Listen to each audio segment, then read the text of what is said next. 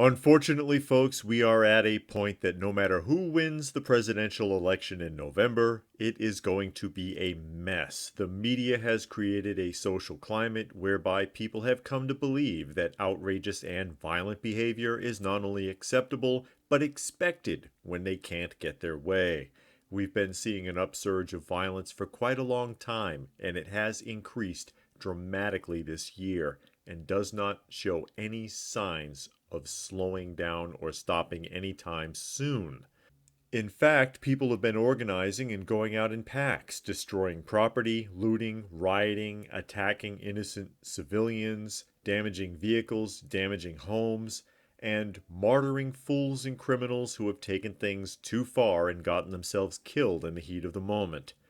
The media, politicians, and celebrities have been putting rioters and protesters on a pedestal, feeding into this frenzy to satisfy their own personal agendas, and people are generally foolish enough to fall right in line every time without ever realizing that they are being used as pawns by people that are much smarter than they are. And then there are those who will protest and riot simply because they want to destroy something or they want to steal, and the current social and political climate has allowed them to do so mostly unchecked. Now, I'm not going to doom and gloom you by predicting what's going to take place after November 3rd in extreme detail. No one really knows for sure. I don't care how big of a prepping channel they've got. But what I can tell you is that you can expect resistance no matter who wins the election, because the people have been programmed to react, and react they will. How bad this gets remains to be seen. But in the meantime, there are some basic things you might want to consider doing as a precaution, just in case things get really ugly. Some of this may seem quite simple to you, but perhaps there's something here you may not have thought of yet, which is the whole point of doing these lists in the first place. So let's go ahead and run down the list, and hopefully things will turn out all right for you in the end. Number 1, make sure you have enough food, water, and supplies for at least 3 months. That's right, 3 months. If you're a prepper, most likely you have much more than this squirreled away already, and this might not apply to you, but quite frankly, most people don't even have 3 months' supply. Even after the shortages that were created by the recent pandemic, many people still haven't learned from that lesson and barely have 3 days' worth of supplies in their homes.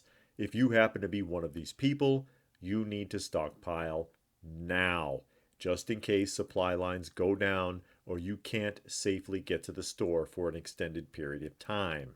Number 2, take down those political signs.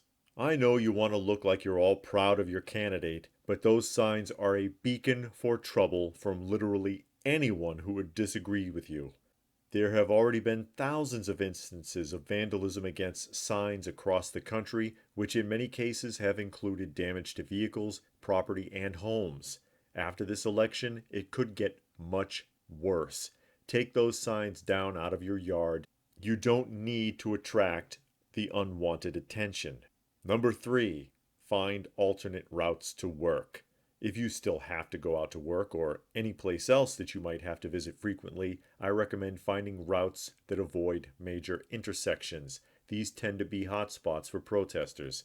The last thing you need is to get bottlenecked while you're traveling in or out of the freeway and have your vehicle attacked. And God forbid you have to defend yourself. The current political and social climate has been frowning on people taking a stand against being attacked. Apparently, you're supposed to talk your way out of it. Number 4, avoid major shopping districts and malls, and this includes major metropolitan areas in general. Malls and shopping centers have been free-for-all zones for rioting and looting, and again, this has been encouraged. Hopefully, you already have everything that you need, and if you find that you don't, whatever it is that you think you need, it can wait. The last thing you need is to get swept up in a mob tearing through the city. Avoid these situations at all costs. And number 5, stay vigilant. Don't assume that just because your neighborhood is generally quiet that you're going to be safe. There have been some recent examples of violent mobs reaching out into suburban areas and spreading the chaos.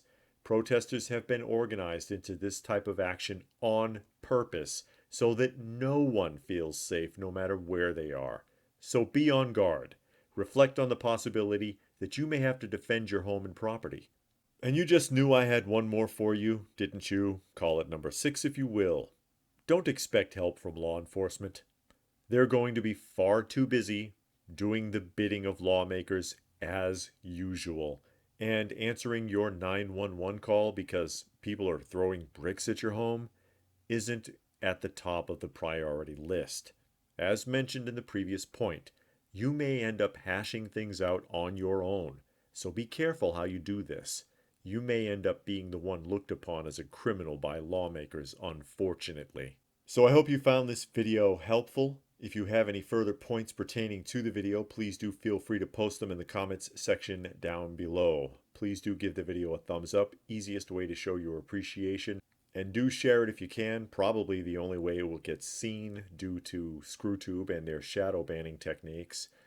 Hit the bell icon, hopefully you'll be alerted when new videos come out. You never know. If you get the chance, please do check out some of the other videos. You may find something interesting. I hope that you do.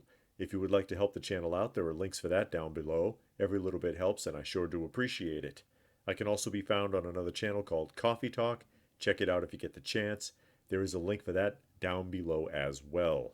So all that being said, as always, stay frosty, folks, and thanks for watching.